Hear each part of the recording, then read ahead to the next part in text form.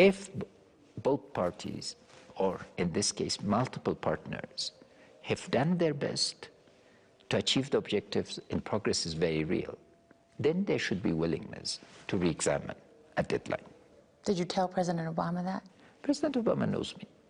We don't need to tell each other.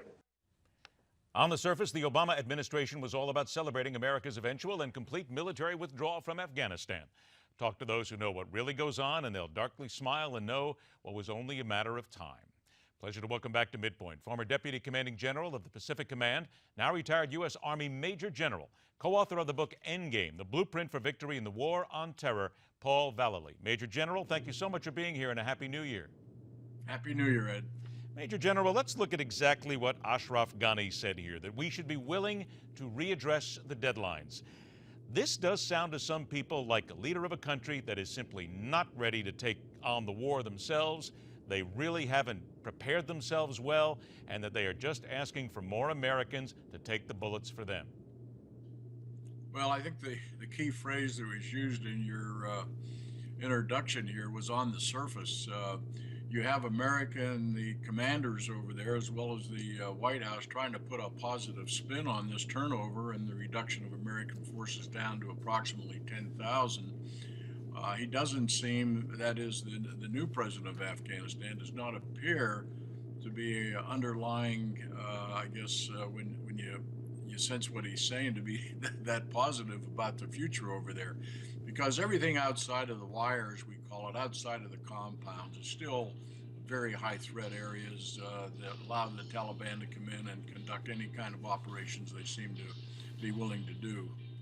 Is there any reason for optimism on the American people's side of things as they look at Afghanistan to think that we have done the job, that we are leaving this country, quote unquote, leaving this country, in at least some sense of ability to care for themselves in any stretch against the Taliban? Or again, are we just fooling ourselves?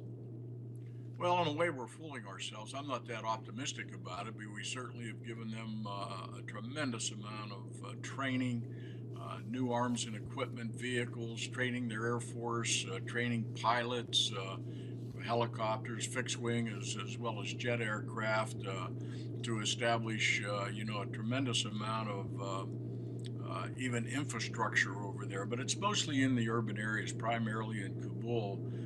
When you get out in the Badlands, I would call it, over there, and when you look up at the Pakistani border, Waziristan, where the Pakistanis still don't take the appropriate action against those sanctuaries up there.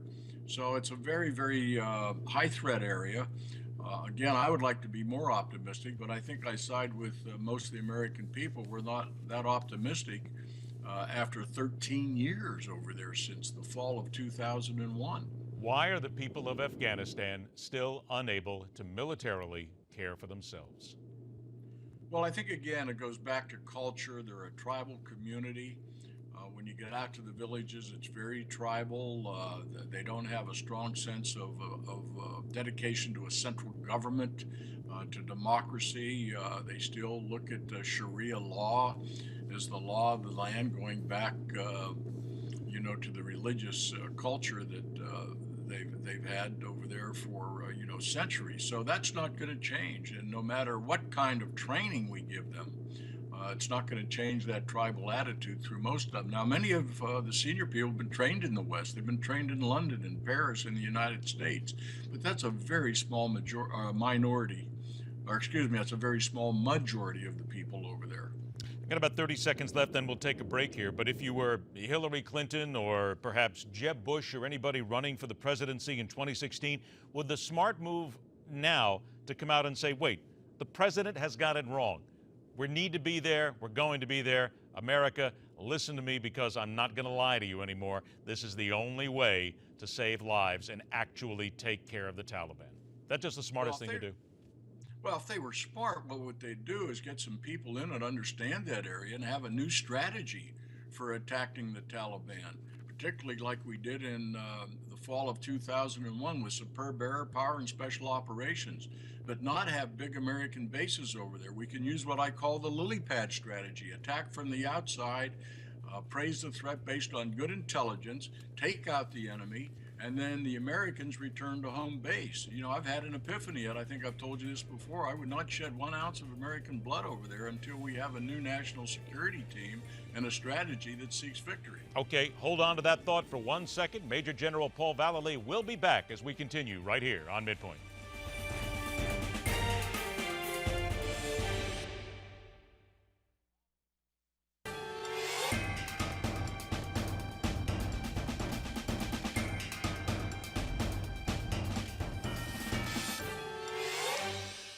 Welcome back to MidPoint. Retired U.S. Army Major General Paul Vallely joins us. Major General, let me get back to something the President said here with regard to overseas operations. He once promised, and I quote, that he would not involve American combat troops fighting on foreign soil. Yet, as I look right now at what's going on in the Anbar province of Iraq, we've got more than 300 U.S. troops at a base there that is under attack and has been under attack for some time now by militants.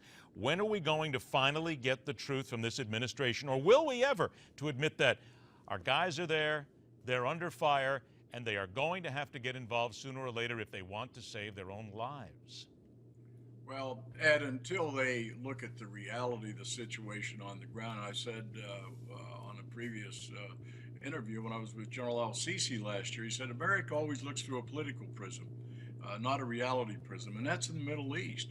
And so it's disingenuous to tell the American people we're not going to have boots on the ground when we have special ops, we have support people, we have logistical people, intel people working over there, and now up at that air base under attack the last few days. So it's a high-risk area again, and we still don't have an Iraqi army that seems to be capable of going on the offensive and taking back that land out there north of Baghdad, northern Iraq, and fighting like the Peshmerga are doing from the north.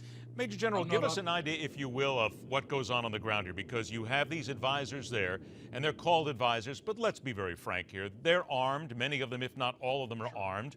So they're in a fight. They're in the middle of a potential firefight here.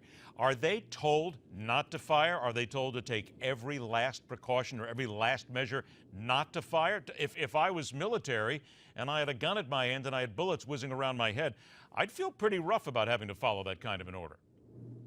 Well, I've not been there in a while. I have not talked to the Pentagon officials, but they should be armed and are armed, I would think, to protect themselves, which we provide the opportunity for all of our soldiers, wherever they are, in the rear or out in the forward areas, that they be armed and that they have that capability of self-protection and protecting their units. But are they told, would you believe that they're told don't fire and do take every last precaution you can not to fire and have one American bullet get involved?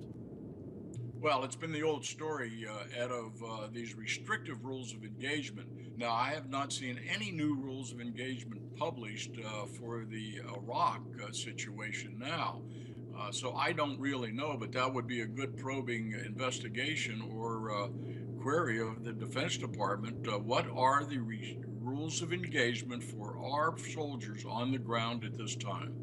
I got a couple of minutes left. Let me ask you about something else here. There was an American and a South African held hostage for more than a year by the Yemen branch of al-Qaeda. There was a U.S. Special Operations Forces raid in December that unfortunately did not succeed, that both of these individuals were killed.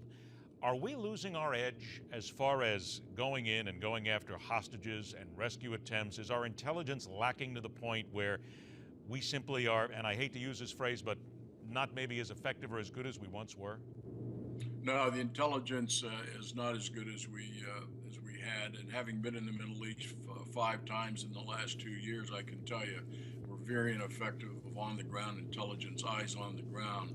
So working with the Jordanians, for example, in their Joint Terrorism Center in Jordan, I understand the last attempt to get the Jordanian pilot out was aired because of bad intelligence on the ground, identifying the exact location.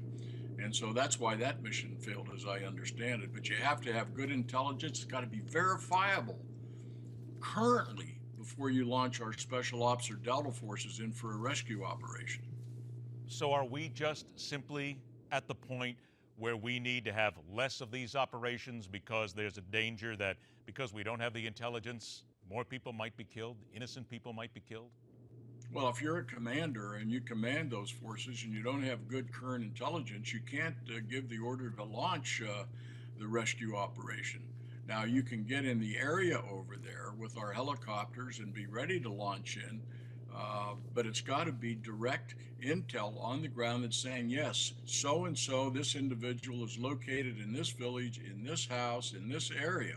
And that's the only way you can achieve success in any kind of a rescue op. Good intelligence, current, so that the rescue forces can go in, do the extraction of those hostages or kidnapped victims and bring them back safely. All right, Major General, before we leave, I want to remind everybody about your book, a fascinating read in order to learn just a little bit more. The End Game itself, it is the blueprint for victory in the war on terror. It is something, hopefully, that maybe a few people in Washington, D.C. need to read on an occasional basis and revisit from time to time.